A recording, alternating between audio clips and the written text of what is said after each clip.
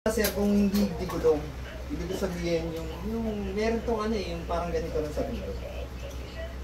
Pwede mo tanggalin. Opo, iyan nyo na lang. Patanggal nyo na lang kasi may tendency kasi na dumulas manay. Dire-diretso.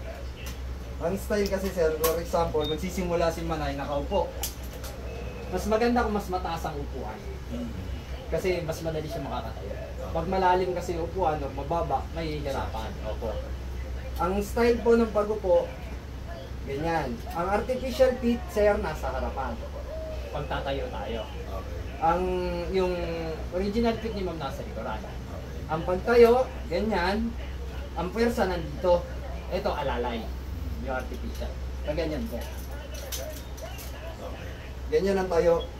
Pag nakatayo na si Manay ng ganyan, ibabalik niya lang yung artificial feet niya rito para pantay. Before siya lumakad. Pag pantay na siya, ganyan, nakakita niya, diretso yung katawan, ang katawan po nasa gitna ng dalawang paa. Hindi na pwede sir yung ganyan ang tayo kasi walang balanse. Ang balanse lagi po feet apart. May isang dangkal sa ilalim. Kaya po ganyan ang style natin. Tapos sir, pag maglalakad na si ma'am, nakatingin sa malayo, i-forward lang po yung walker, artificial feet po, sakong ang babagsak. Gagamitin ng tuhod sir ha, ganyan ha, pag ganyan nyo kay ma'am. Pero kasing ibang pasyente, ang lakad, may tuhod pa naman. Kaya kailangan, iaangat ang tuhod. Pag ganyan sir. Pag apak, susunod ang katawan, bibigyan ng bigat ang artificial feet, susunod yung isa. Para normalize. Ibig sabihin, nabibigyan ng bigat ang paa, yung artificial feet. Hindi po tayo nagre-rely sa balikat. Pag kasi ang nakasubsob sir, ang style ng pasyente, ito po, pag nakasubsob, ganyan, tapos hawak na lang, hindi tutukod ang paa, ganyan. Kaya tinaas ko po ito dahil hindi po pwede na nakaganyan ang kamay. Laging nakaanggulo. Ibig sabihin, pag bali ang kamay, walang pwersa sa balikat. Ang pwersa lahat nasa paa. Paa ang ginagamit niya sa paglalakad, hindi balikat. Pag po kasi nakadiretsyong ganyan, nakaganon, balikat ang ginagamit sa paglalakad.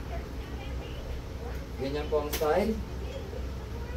Artificial feet, sakong, babagsak niya yung sakong, ganyan po, ididiinan niya yung artificial feet, tapos susunod yung isang paa.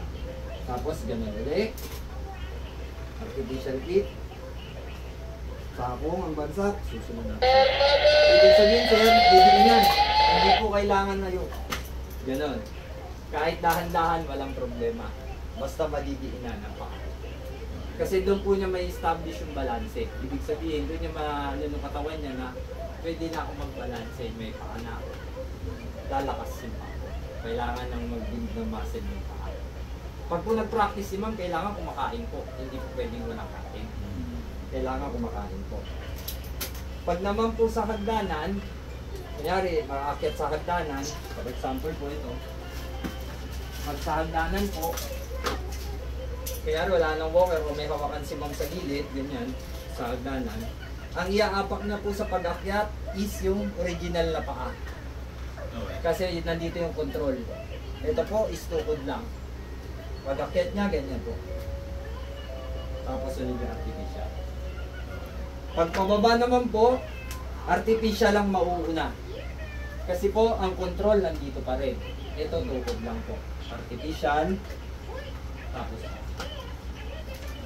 ganun po. Yung pagbabakyat, namunita pa yung Original na po. Original. pagbababa, yung Artificial po. Tapos po, mga after 1 week, kung gusto niyo malaman ni ma'am kung meron na siyang balanse, ang gagawain niya po, siyempre nakakalakad-lakad na rito, na napapractice na, bubuhatin niya po ito. Ganyan po. Tapos, gagawin niya lang ulit yung exercise. Hindi niya kailangan idiin ito po. Bibuhatin niya po ito. Artificial, tapos po, yung original na paa. Hanggat hindi po siya nawawala ng balanse, hindi po dapat ibaba ang paa. Ang walker. Ibig sabihin, sir, sinisimulan niyang tignan kung yung balanse niya, okay na. Ang susunod, sir, na magiging ano niya, Kung makakalakad siya ng 4 o 5 hakbang, nabitbit niya to, may hindi siya gumaganon, ibig sabihin sir, may balanse na siya. Pwede na siya magtungkod na lang. Yun yung susunod na ano niya, tungkod na lang. Kaya kailangan sir, ma-establish niya muna yung balanse niya bago siya maglipat sa tungkod. Kasi sir, Russell to masyado malaki. Kung pupunta kayo ng mall o pupunta kayo kung saan, bitin nyo ito, mahirap. Kaya mas maganda, mag-practice muna si ma'am, mga 1 hanggang 2 linggo. Kung na-establish niya na yung balanse niya, pwede ko po. Ganun po ang pag-ano. Sa una lang sir, yung 1 step at a time. Pero pag may balanse na si ma'am, okay na yung normal na lakad na kamukha nun sa atin na yung diretso, kabilaan. Sa una lang po yun kasi mag-i-establish pa siya ng balanse, kailangan niya talagang ayusin yung balanse. Iiwasan rin po, paiwas niyo po kay ma'am na panoorin yung paa habang naglalakad. So po, para po dapat nagbibisikleta. Kasi po pag ganyan, may vertigo si ma'am, mas lalo siyang may hilo, lagi siyang nakayuko. Makaganon po kasi yung iba pinapanood yung paa habang naglalakad. Pag ganon nila, tutumba eh, kasi nahihilo na kagad eh. Yung parang natutulog kayo, bigla kayong bumangon sa higaan, di ba? Bigla kayong parang nahihilo. Ganon yung nangyayari. Eh may vertigo si ma'am, mas malakas yun. Kailangan sir, pag pinaglakad niyo si ma'am, lagi nakatingin sa malayo at diretso ang likod. Hindi